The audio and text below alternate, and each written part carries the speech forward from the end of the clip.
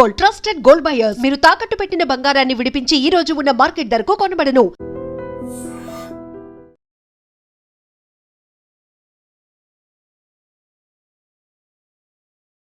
Technology అనుకోండి, social media ప్రభావం అనుకోండి, ఏదైనా అనుకోవచ్చు.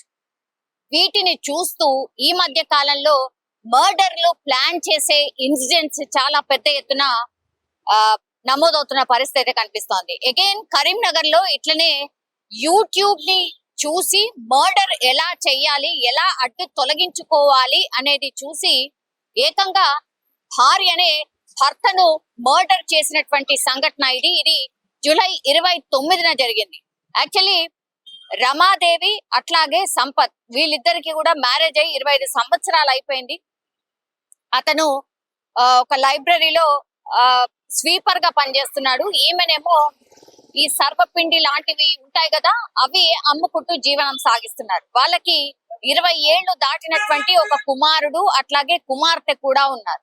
సో భర్తనేమో తాగుపోతూ అట్లాగే ఈమెని అంటే రమాదేవిని పూర్తిగా హింసించేవాడు, కొట్టేవాడు, తిట్టేవాడు అనేది మెయిన్ గా ఈమెకు ఉన్నటువంటి ఇబ్బంది.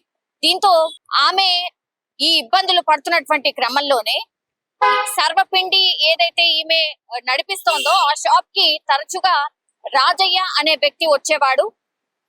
ఆయన ఈమెతోని కొంత చనువుగా ఉండడం, వీళ్ళిద్దరి మధ్యన కొంత అక్రమ సంబంధం ఏర్పడడంతో భర్త అడ్డు తొలగించుకోవాలి. తొలగించుకున్న తర్వాత అతనితో పాటు హ్యాపీగా ఉండొచ్చు అనుకుంది రమాదేవి. దీంతో భర్తను ఎట్లాగైనా అడ్డు తొలగించుకోవాలి, ఎందుకంటే భర్త తాగుబోతూ అట్లాగే టార్చర్ చేస్తున్నాడు నన్ను, కాబట్టి ఇంకా భరించలేను.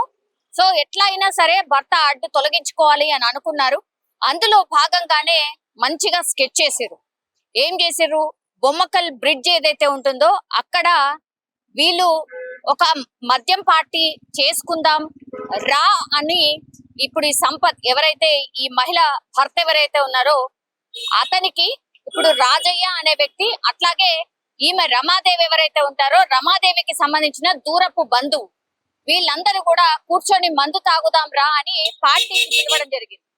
వెంటనే ఎట్లాగూ తాగుబోతు కాబట్టి హ్యాపీగా వచ్చిండు. పిలవగానే వచ్చిన తర్వాత తాగిండ్రు. పూర్తిగా తాగిన తర్వాత మొత్తం మద్యం మత్తులోకి వెళ్ళిపోయిండు సంపత్.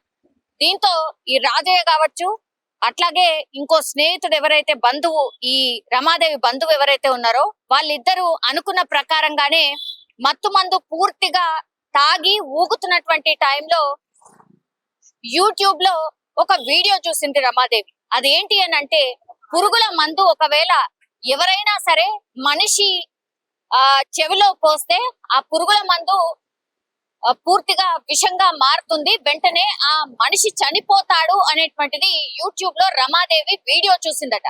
ఆ వీడియోనే ఇప్పుడు ఆమె బంధువు ఎవరైతే ఉన్నారో అతనికి అట్లాగే ఇప్పుడు రాజయ్య అనే వ్యక్తి అక్రమ సంబంధం ఎవరితోనైతే పెట్టుకుందో ఆ రాజయ్య అనే వ్యక్తికి ఆ వీడియోను చూపించి, ఇగో ఇట్లనే ఆయన మద్యం మత్తులో పడిపోయిన తర్వాత మీరిద్దరు ఏం చేయండి, ఈ పురుగుల మందు ఏదైతే ఉంటుందో తీసి ఆయన చెవిలో పొయ్యండి, పోసిన తర్వాత వెంటనే ఆయన చనిపోతాడు, ఇదంతా జరిగిన తర్వాత మీరు ఎక్కడిదక్కడ వెళ్ళిపోండి అనేటువంటిది చెప్పారు. ఎక్కడైతే మద్యం పార్టీ జరిగిందో అక్కడ ఈమె చెప్పినట్టుగానే ఇట్లాగే మందు పార్టీ జరిగిన తర్వాత ఆ చెవిలో వాళ్ళు ఈ పురుగుల మందు పోసేసిన తర్వాత ఇప్పుడు సంపత్ అనే వ్యక్తి చనిపోయిండు అని నిర్ధారించుకున్న తర్వాత ఈ ఇన్ఫర్మేషన్ ని భార్య రమాదేవికి చెప్పిన తర్వాత వాళ్ళిద్దరు అక్కడి నుంచి ఎవరి దారి వాళ్ళు వెళ్ళిపోయారు.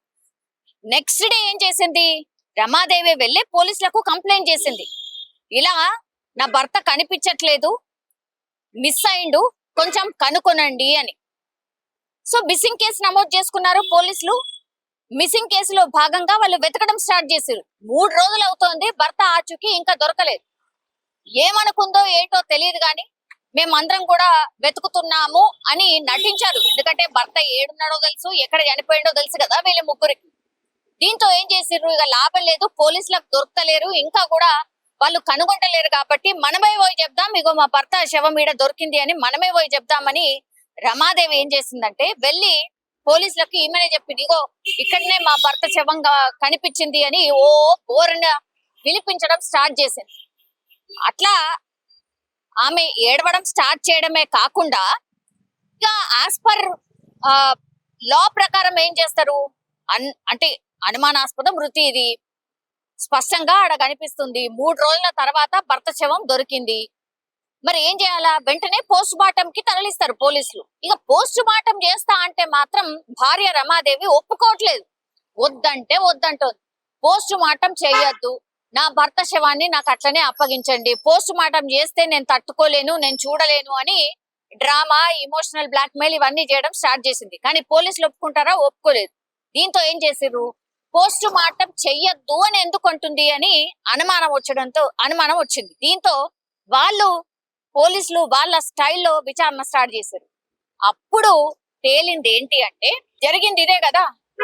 వాళ్ళ స్టైల్లో విచారణ చేసేసరికి వీళ్ళ ముగ్గురు పేర్లు చెప్పడమే కాకుండా ఎట్లా చంపినరు ఏంది అనేది పూర్తి స్థాయిలో చెప్పడం జరిగింది.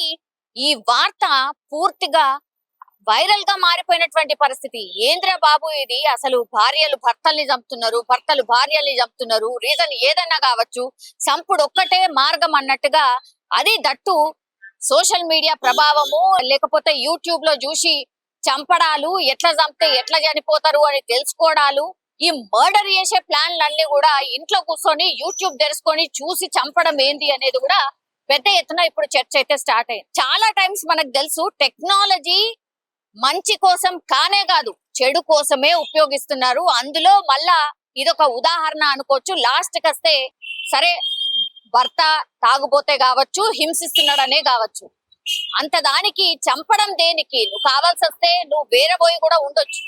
అది చేయకుండా చంపితే పూర్తిగా అసలు శాశ్వతంగా పరిష్కారం దొరుకుతది అనుకొని ఇట్లాంటి ఆలోచన చేస్తున్నారు. ఆ తర్వాత మాత్రం ఏం జరుగుతుంది, ఇట్లాంటి పర్యవసానాలు ఏమైతాయి, టెక్నాలజీ ఇంత పెరిగిపోయింది, ఈజీగా దొరికిపోతారు అన్న ఆలోచన మాత్రం చేస్తలేరు.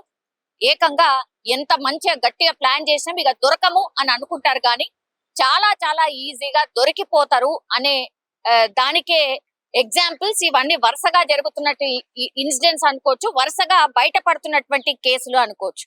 సో ఒక్కసారిగా ఈ వార్తనైతే పూర్తిగా వైరల్ గా మారిపోయింది. మళ్ళా రాష్ట్రంలో ఇంకోసారి యూట్యూబ్ చూసి మర్డర్ చేసింది భార్య భర్తని అనేటువంటి వార్త వైరల్ గా మారిపోయినటువంటి పరిస్థితి కనిపిస్తాం.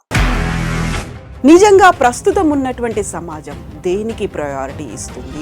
ఆర్థిక సంబంధాల చుట్టూ మాత్రమే తిరుగుతుంది. మళ్ళీ ఎన్నికలంగానే చాలా విరక్తి కలుగుతాను. మంచి అనిపిస్తుంది కదా, లేడీస్ కూడా ఛాలెంజింగ్ జాబ్స్ చేసినప్పుడు చాలా బాగుంటది. ఫుడ్ డెలివరీ ఇవ్వటానికి వెళ్ళినటువంటి డెలివరీ బాయ్ అనిల్ పై కళ్ళ ముందు